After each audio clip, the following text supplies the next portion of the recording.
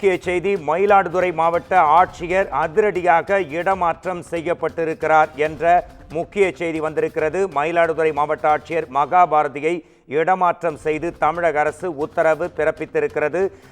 சிறுமி பாலியல் வன்கொடுமை தொடர்பாக 3.5 வயது சிறுமி குறித்து அவர் ஒரு கருத்தை பதிவிட்டார். அது பெரிய புயலை கிளப்பியது. பாஜக மாநில தலைவர் அண்ணாமலை இது குறித்து எதிர்ப்பையும் தன் கருத்தையும் பதிவு செய்திருந்தார். அந்த சிறுமி பாலியல் பலாத்கார வழக்கில் சிறுமியின் மேலும் ஏதோ தவறு இருப்பதாக மாவட்ட ஆட்சியர் கூறிய சில மணி நேரத்திற்குள்ளாகவே தற்போது மயிலாடுதுறை மாவட்டத்தின் புதிய ஆட்சியராக ஸ்ரீகாந்தை நியமனம் செய்தும் முந்தைய ஆட்சியராக ஆகிவிட்டார். சில மணி நேரத்திலேயே மகாபாரதியின் கருத்தை தொடர்ந்து மயிலாடுதுறை மாவட்டத்தின் ஆட்சியர் என்ற பதவியை அவர் இழந்திருக்கிறார்.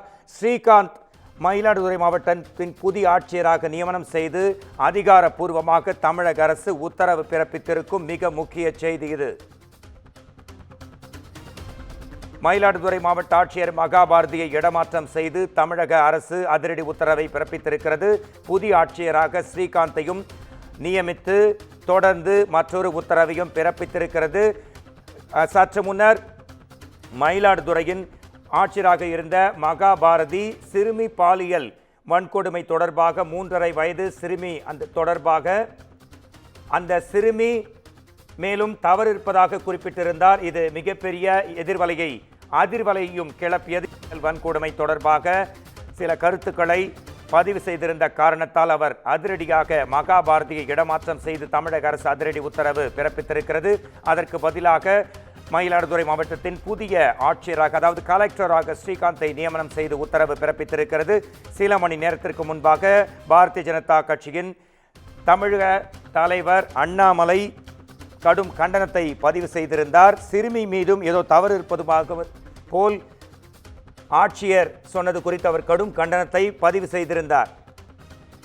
மீண்டும் நமது இணைப்பில் குமுதம் செய்தியாளர் யோகேஸ்வரன் இணைகிறார். யோகேஸ்வரன், மயிலாடுதுறை மாவட்ட ஆட்சியர் இடமாற்றம், புதிய ஆட்சியர் பணியில் இணைக்கப்பட்டிருக்கிறார். உங்கள் கருத்துக்கள்? வணக்கம் மோகன்ராஜ். மயிலாடுதுறை மாவட்டம் மயிலாடுதுறையில் குழந்தைகள் நலன் மற்றும் சிறப்பு சேவைகள் துறை சார்பில் மாவட்ட குழந்தைகள் பாதுகாப்பு அலகு மூலம் காவல் அலுவலருக்கான போஸ்கோ சட்டம், குழந்தைகள் பாதுகாப்பு மற்றும் பராமரிப்பு குறித்து ஒரு நாள் திறன் வளர்ப்பு பயிற்சி முகாமானது இன்று மயிலாடுதுறை மாவட்டத்தில் நடைபெற்றது.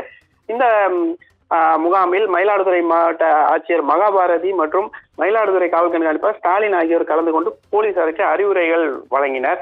அப்பொழுது சீர்காழியில் கடந்த 24ஆம் தேதி அங்கன்வாடி சென்ற 3.5 வயது சிறுமியை அவரது உறவினர் 16 வயது சிறுவனால் பாலியல் வன்கொடுமை செய்யப்பட்டு தலை மற்றும் கண் பகுதியில் சிதைக்கப்பட்ட சம்பவம் குறித்து பேசினார். அப்பொழுது அந்த சம்பவத்தில் குழந்தையே தப்பாக நடந்து கொண்டிருக்கிறது என்று எனக்கு ரிப்போர்ட் கிடைத்துள்ளது.